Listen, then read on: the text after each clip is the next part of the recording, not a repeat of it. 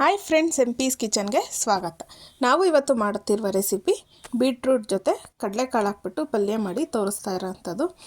ಪೂರಿಗೆ, ಚಪಾತಿಗೆ, ದೋಸೆಗೆ, ರೈಸಿಗೆ side dish ಆಗೂ ಇದನ್ನು ಮಾಡ್ಕೋಬೋದು. ತುಂಬಾ ಟೇಸ್ಟಿಯಾಗಿರುತ್ತೆ. ನಾವು ಬೀಟ್ರೂಟ್ನ ತುರಿದ್ಬಿಟ್ಟು ಪಲ್ಯ ಮಾಡಿರ್ತೀವಿ. ಅದ್ರ ಜೊತೆ ನಾವು ಈ ರೀತಿ ಕಟ್ ಮಾಡಿಬಿಟ್ಟು ನೆನೆಸಿರೋ ಕಡಲೆಕಾಳನ್ನ ಹಾಕಿ ಪಲ್ಯ ಮಾಡಿದ್ರಿ ಒಂದು ಸರ್ತಿ ಮಾಡಿದ್ರೆ ನಿಮ್ಮ ಮನೇಲಿ ಆಲ್ ಟೈಮ್ ಫೇವ್ರೇಟ್ ಆಗುತ್ತೆ. ಅಷ್ಟು ಚೆನ್ನಾಗಿರುತ್ತೆ ಟೇಸ್ಟ್ ಅನ್ನೋದು. ಒಂದು ಚೂರು ಸ್ವೀಟ್ ಅನಿಸಲ್ಲ, ಏನೂ ಇಲ್ಲ, ತುಂಬಾ ಚೆನ್ನಾಗಿರುತ್ತೆ. ಒಂದು ಸರ್ತಿ ಈ ವಿಧಾನದಲ್ಲಿ ಟ್ರೈ ಮಾಡಿ, ತುಂಬಾ ಟೇಸ್ಟಿಯಾಗಿರುತ್ತೆ. ಹಾಗಿದ್ರೆ ಪಲ್ಯ ಮಾಡೋ ವಿಧಾನ ಹೇಗೆ ನೋಡೋಣ ಬನ್ನಿ. ನಾನಿಲ್ಲಿ ನೈಟೇ ನೆನೆಸಿರೋ ಅಂಥ ಕಡಲೆಕಾಳನ್ನ ತೊಗೊಂಡಿದ್ದೀನಿ. ನೀವು ಕ್ವಾಂಟಿಟಿ ನೋಡಿಕೊಂಡು ತೊಗೊಳ್ಳಿ. ನಾನಿಲ್ಲಿ ಒಂದು ಅರ್ಧ kg ಆಗೋವಷ್ಟು ಬೀಟ್ರೂಟ್ಗೆ ಅಂದರೆ ನಾವು ಕ್ವಾಂಟಿಟಿ ಮೇಲೆ ಒಂದು ಬೌಲು ಆಗೋವಷ್ಟು ಬೀಟ್ರೂಟ್ಗೆ ಅರ್ಧ ಬೌಲ್ ಆಗೋವಷ್ಟು ಕಡಲೆಕಾಳಾದರೆ ಸಾಕಾಗುತ್ತೆ. ನೋಡಿ, ಈಗ ಇದನ್ನೆಲ್ಲ ಚೆನ್ನಾಗಿ ತೊಳ್ಕೊಂಡು ನೆನೆಸಿಟ್ಕೊಂಡಿರೋ ಅಂಥದ್ದು. ಈಗ ಇದನ್ನು ನಾವು ಕುಕ್ ಮಾಡ್ಕೋಬೇಕಾಗುತ್ತೆ ಸಪ್ರೇಟು. ಈಗ ಇದನ್ನು ನಾನಿಲ್ಲಿ ಒಂದು ಕುಕ್ಕರ್ ತೊಗೊಂಡು ಕುಕ್ಕರ್ಗೆ ಸೇರಿಸ್ಕೊತಾ ಇದ್ದೀನಿ. ಈಗ ಇದಕ್ಕೆ ರುಚಿಗೆ ತಕ್ಕಷ್ಟು ಉಪ್ಪನ್ನ ಸೇರಿಸ್ಕೊತಾ ಇದ್ದೀನಿ. ಹಾಗೆ 1 ಟೀ ಸ್ಪೂನ್ ಆಗೋಷ್ಟು ಆಯಿಲ್ನ ಸೇರಿಸ್ಕೊತಾ ಇದ್ದೀವಿ. ಆಯಿಲ್ ಸೇರಿಸ್ಕೊಳ್ಳೋದ್ರಿಂದ ನಮಗೆ ಬೇಗ ಕುಕ್ ಆಗುತ್ತೆ, ಅದಕ್ಕೋಸ್ಕರ. ಹಾಗೆ ಇದಕ್ಕೆ ಕಡಲೆಕಾಳು ಬೇಯೋದಕ್ಕೆ ಎಷ್ಟು ಬೇಕಾಗುತ್ತೆ ಅಷ್ಟು ನೀರನ್ನ ಸೇರಿಸ್ಕೊಳ್ಳೋಣ. ನಾನಿಲ್ಲಿ ಬಿಸಿ ನೀರನ್ನ ಸೇರಿಸ್ಕೊಂಡಿದ್ದೀನಿ ಕೆಟ್ಟಲಲ್ಲಿ ಕಾಯಿಸ್ಕೊಂಡು. ಈಗ ಇದನ್ನು ಒಂದು 4 ವಿಷಲ್ಲು ಕೂಗಿಸ್ಕೊಳ್ಳೋಣ. ಏಕೆಂದರೆ ನಾವು ಬೀಟ್ರೂಟ್ ಜೊತೆ ಹಾಕ್ಬಿಟ್ಟು ಇದನ್ನು ಕುಕ್ ಮಾಡ್ಕೊಳ್ಳೋಕ್ಕಾಗಲ್ಲ, ಬೀಟ್ರೂಟ್ ಬೇಗ ಕುಕ್ ಆಗುತ್ತೆ, ಅದಕ್ಕೋಸ್ಕರ ಒಂದು 4ರಿಂದ 5 ವಿಷಲ್ ಕೂಗಿಸ್ಕೊಂಡ್ರೆ ಸಾಕಾಗುತ್ತೆ. ನೆಕ್ಸ್ಟು ನಾನಿಲ್ಲಿ ಸೈಡಲ್ಲಿ ಒಂದು ಕಡಾಯಿ ತೊಗೊಂಡಿದ್ದೀನಿ. ಕಡಾಯಿ ಬಿಸಿಯಾಗಿದೆ. ಈಗ ಇದಕ್ಕೆ ಒಂದು 4ರಿಂದ 5 ಟೇಬಲ್ ಸ್ಪೂನ್ ಆಗೋಷ್ಟು ಆಯಿಲ್ನ ಸೇರಿಸ್ಕೊತಾ ಇದ್ದೀನಿ. ನಿಮಗೆ ಆಯಿಲ್ ಇಷ್ಟ ಇಲ್ಲ ಅಂದರೆ ಇದಕ್ಕೆ ತುಪ್ಪನೂ ಸೇರಿಸ್ಕೋಬೋದು. ಈಗ ಆಯಿಲೆಲ್ಲ ಬಿಸಿಯಾಗಿದೆ. ಇದಕ್ಕೆ ಒಂದು ಅರ್ಧ ಟೀ ಸ್ಪೂನ್ ಆಗೋವಷ್ಟು ಸಾಸಿವೆ, ಹಾಗೆ ಒಂದು 1/4 ಟೀ ಸ್ಪೂನ್ ಆಗೋವಷ್ಟು ಜೀರಿಗೆನ ಸೇರಿಸ್ಕೊತಾ ಇದ್ದೀನಿ. ಹಾಗೆ 1 ಟೀ ಸ್ಪೂನ್ ಆಗೋವಷ್ಟು ಕಡಲೆಬೇಳೆ ತೊಗೊಂಡಿದ್ದೀನಿ. ಈಗ ಇದನ್ನೆಲ್ಲ ಸ್ವಲ್ಪ ಲೋ ಫ್ಲೇಮಲ್ಲೇ ಫ್ರೈ ಮಾಡ್ಕೊಳ್ಳೋಣ. ನಾವು ಒಗ್ಗರಣೆ ಮಾಡಬೇಕಾದ್ರೆ ಯಾವಾಗಲೂ ಲೋ ಫ್ಲೇಮೇ ಇಡಬೇಕು, ಹೈ ಫ್ಲೇಮ್ ಇಡಬಾರ್ದು. ನಿಮ್ಗೆ ಇದಕ್ಕೆ ಇಷ್ಟ ಆಗೋದಾದರೆ ಸ್ವಲ್ಪ ಇಂಗು ಸೇರಿಸ್ಕೋಬೋದು. ನಾನಿಲ್ಲಿ ಇಂಗು ಸೇರಿಸ್ಕೊಂಡಿಲ್ಲ. 1-2 ಬೆಳ್ಳುಳ್ಳಿನ ಜಜ್ಜಿಬಿಟ್ಟು ತೊಗೊಂಡಿದ್ದೀನಿ. ಹಾಗೆ ಒಂದು ಸ್ವಲ್ಪ ಕರಿಬೇವು ಸೊಪ್ಪನ್ನ ಸೇರಿಸ್ಕೊತಾ ಇದ್ದೀನಿ. ನಿಮಗೆ ಹಿಂಗೆ ಇಷ್ಟ ಇಲ್ಲ ಅಂದರೆ ಈ ರೀತಿ ನಾವು ಬೆಳ್ಳುಳ್ಳಿ ಸೇರಿಸ್ಕೊಂಡ್ರೆ ಸೇಮ್ ಅದೇ ಥರ ಫ್ಲೇವರ್ ಇರುತ್ತೆ, ಅದಕ್ಕೋಸ್ಕರ. ಈಗ ಇದನ್ನೆಲ್ಲ ಲೋ ಫ್ಲೇಮಲ್ಲೇ ಫ್ರೈ ಮಾಡ್ಕೊಂಡಿದ್ದೀನಿ. ಈಗ ಫ್ರೈ ಆಗಿದೆ. ಇದಕ್ಕೆ ನಾನಿಲ್ಲಿ ಒಂದು ಮೀಡಿಯಮ್ ಸೈಜ್ ಈರುಳ್ಳಿನ ಕಟ್ ಮಾಡಿಬಿಟ್ಟು ತೊಗೊಂಡಿರೋ ಅಂಥದ್ದು.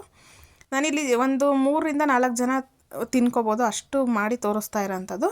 ಹಾಗೆ ಇದಕ್ಕೆ ಹಸಿಮೆಣ್ಸಿಕಾಯಿನ ತೊಗೊಂಡಿರೋಂಥ ಖಾರಕ್ಕೆ ಅನುಗುಣವಾಗಿ ಸ್ವಲ್ಪ ಹಸಿಮೆಣ್ಸಿಕಾಯಿ ಜಾಸ್ತಿನೇ ಹಾಕಿ.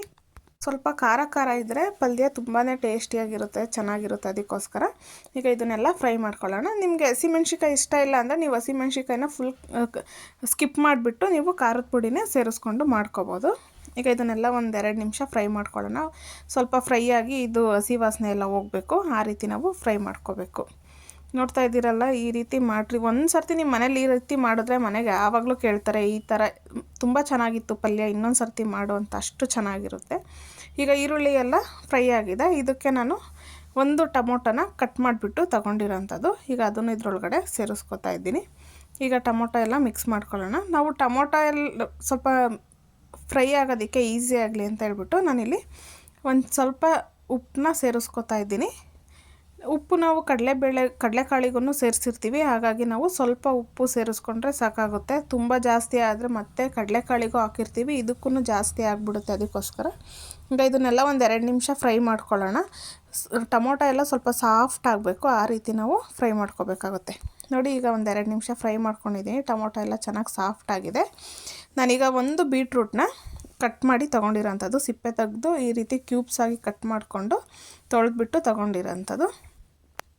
ಈಗ ಬೀಟ್ರೂಟನ್ನು ಸೇರಿಸ್ಕೊಳ್ಳೋಣ. ನೀವು ಇದ್ರ ಜೊತೆ ಸ್ವಲ್ಪ ಕ್ಯಾರೆಟನ್ನು ಸೇರಿಸ್ಕೋಬೋದು ಇಷ್ಟ ಇದ್ದರೆ. ನಾನಿಲ್ಲಿ ಬರೀ ಬೀಟ್ರೂಟಲ್ಲಿ ಮಾಡಿ ತೋರಿಸ್ತಾ ಇರೋಂಥದ್ದು. ಬೀಟ್ರೂಟ್ ಸೇರಿಸ್ಕೊಂಡು ಮಕ್ಕಳು ಬೀಟ್ರೂಟ್ ತಿನ್ನಲ್ಲ ಅಂತ ಹೇಳಿದಾಗ ಈ ರೀತಿ ಪಲ್ಯ ಮಾಡಿಕೊಟ್ರೆ ಜೊತೆ ತುಂಬಾ ಚೆನ್ನಾಗಿರುತ್ತೆ ಟೇಸ್ಟು. ಮಕ್ಕಳು ಕೇಳಿ ಇಸ್ಕೊಂಡು ತಿಂತಾರೆ, ಅಷ್ಟು ಚೆನ್ನಾಗಿರುತ್ತೆ. ಮಕ್ಕಳಿಗೆಲ್ಲ ಕೊಡೋದಾದರೆ ಸ್ವಲ್ಪ ನೀವು ಹಸಿಮೆಣ್ಸಿಕಾಯಿನ ಸ್ಕಿಪ್ ಮಾಡಿ ಖಾರದ ಪುಡಿ ಸೇರಿಸ್ಕೊಂಡ್ರೆ ಚೆನ್ನಾಗಿರುತ್ತೆ. ಯಾಕೆಂದರೆ ಮಕ್ಕಳು ಮೆಣ್ಸಿಕಾಯಿ ತಿಂದರೆ ತುಂಬ ಕಷ್ಟ, ಅದಕ್ಕೋಸ್ಕರ. ಮತ್ತು ನೀವು ಖಾರನ ಸ್ವಲ್ಪ ಕಮ್ಮಿ ಮಾಡ್ಕೋಬೇಕಾಗುತ್ತೆ ಮಕ್ಕಳಿಗೆಲ್ಲ ಕೊಡೋದಾದರೆ. ನೋಡಿ, ಈಗ ಸ್ವಲ್ಪ ಫ್ರೈ ಆಗಿದೆ ಆಯಿಲಲ್ಲಿ. ಈಗ ನಾನಿಲ್ಲಿ ಕಡಲೆಕಾಳನ್ನ ಬೇಯಿಸ್ಕೊಂಡಿದ್ವಲ್ಲ, ಅದೇ ನೀರನ್ನ ಇದಕ್ಕೆ ಸೇರಿಸ್ಕೊತಾ ಇದ್ದೀನಿ. ಬೀಟ್ರೂಟು ಸ್ವಲ್ಪ ಬೇಯಲಿ ಅಂತ ಹೇಳ್ಬಿಟ್ಟು. ಈಗ 1-2 ನಿಮಿಷ ಇದನ್ನು ಬೇಯಿಸ್ಕೊಂಡಿದ್ದೀನಿ. ಈಗ ಕಡಲೆಕಾಳು ಬೆಂದಿತ್ತಲ್ಲ, ಆ ಕಡಲೆಕಾಳನ್ನ ಇದರೊಳಗಡೆ ಸೇರಿಸ್ಕೊಳ್ಳೋಣ. ಕಡಲೆಕಾಳು ಚೆನ್ನಾಗಿ ಬೆಂದಿರಬೇಕು. ಈ ರೀತಿ ನಾವು ಕೈಯಾಗಿ ಒಂದು ತೊಗೊಂಡು ಈ ಥರ ಸ್ಮ್ಯಾಶ್ ಮಾಡಿದಾಗ ಅದು ಓಪನ್ ಆಗಬೇಕು, ಆ ರೀತಿ ನಾವು ಬೇಯಿಸ್ಕೋಬೇಕಾಗುತ್ತೆ. ಯಾಕೆಂದರೆ ನಾವು ಈಗ ಬೀಟ್ರೂಟನ್ನು ಬೇಯಿಸ್ಕೊಂಡಿರ್ತೀವಿ, ಅದಕ್ಕೋಸ್ಕರ. ಮತ್ತು ಕಡಲೆಕಾಳು ಚೆನ್ನಾಗಿ ಬೆಂದಿಲ್ಲ ಅಂದರೆ ಟೇಸ್ಟ್ ಬರಲ್ಲ, ಅದಕ್ಕೋಸ್ಕರ. ಈಗ ಇದನ್ನ ಇದ್ರೊಳಗಡೆ ಸೇರಿಸ್ಕೊಂಡು ಮಿಕ್ಸ್ ಮಾಡ್ಕೊಳ್ಳೋಣ. ಈಗ ಇದೆಲ್ಲ ಹೊಂದ್ಕೋಬೇಕು ಎಲ್ಲ ಕಡೆ. ನಾವೀಗ ಈ ರೀತಿ ಮಿಕ್ಸ್ ಮಾಡಿದಾಗ ನಮಗೆ ಗೊತ್ತಾಗ್ಬಿಡುತ್ತೆ.